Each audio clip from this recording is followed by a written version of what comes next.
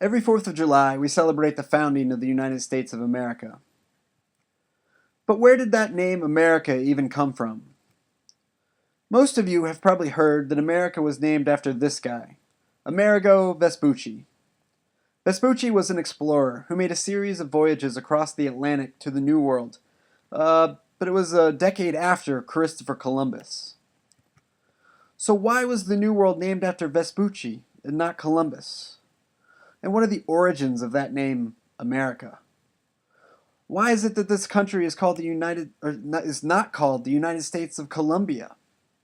These are the big questions that we hope to answer in this video.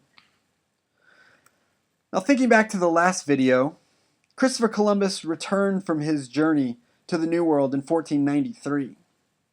And as we learn, Columbus incorrectly believed that he had found a western route to Asia and not an entirely unknown new continent. Immediately, other European powers saw themselves falling behind Spain in the race to create trade routes to Asia. In 1497, an English explorer named John Cabot embarked on an expedition looking for a northern route to Asia. Cabot failed and instead just found himself in Canada. 2 years later, in 1499, an Italian explorer named Amerigo Vespucci set sail on a series of his own expeditions to the New World. He made at least 2 trips to the New World, sailing first under the Spanish flag and then under the Portuguese flag. Like Columbus and Cabot, Vespucci was looking for a water route to Asia and believed that he had reached it. When Vespucci reached the New World, instead of exploring the areas that Columbus had explored in the Caribbean, instead he charted a course south.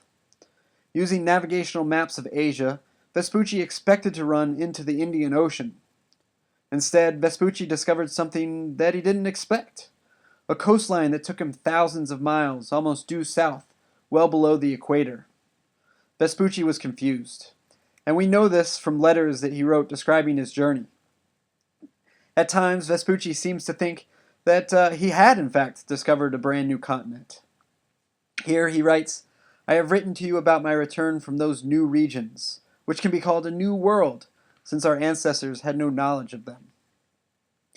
But at other times, Vespucci thinks that he's simply in part of Eastern Asia, just like Christopher Columbus did. Here he writes, "We concluded that this was continental land, which I believe to be the eastern part of Asia."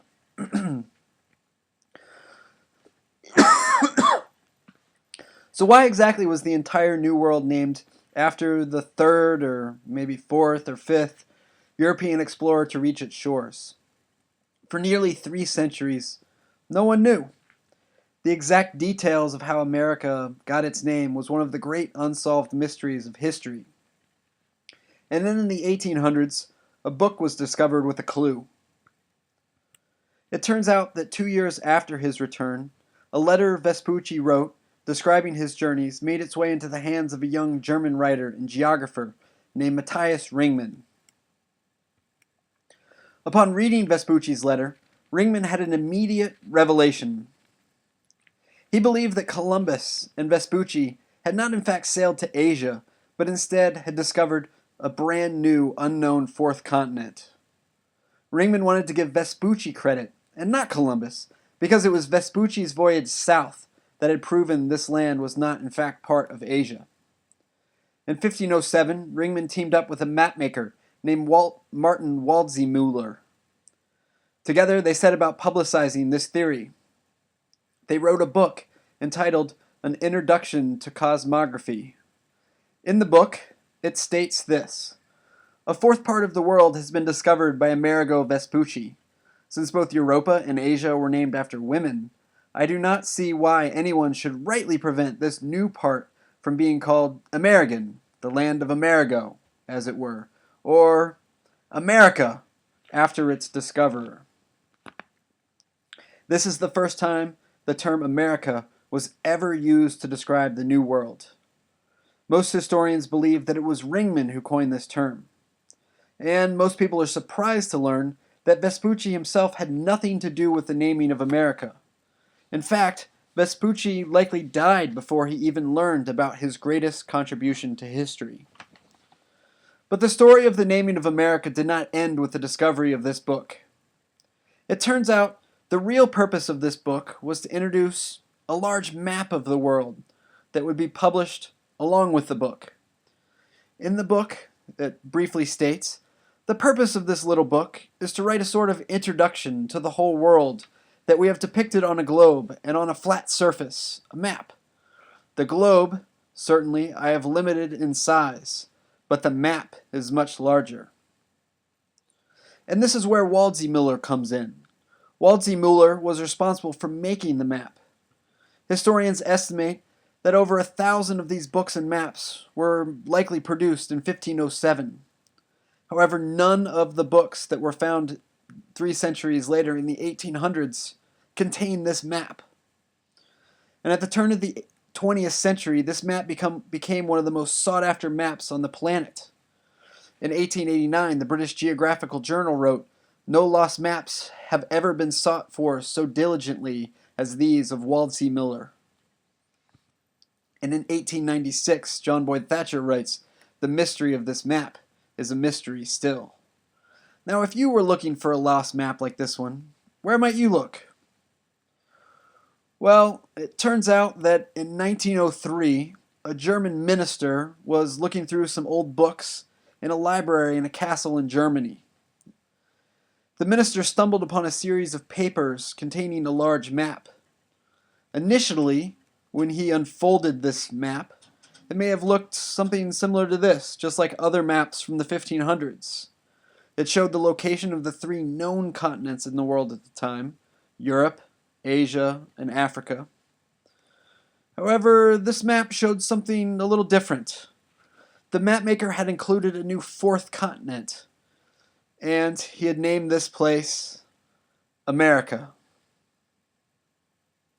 This was the lost Waldseemüller map, America's official birth certificate.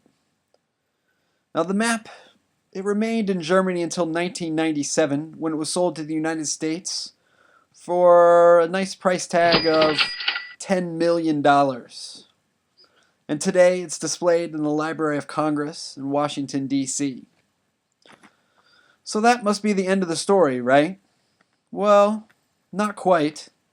Like all great mysteries in history, the search continues for more clues today.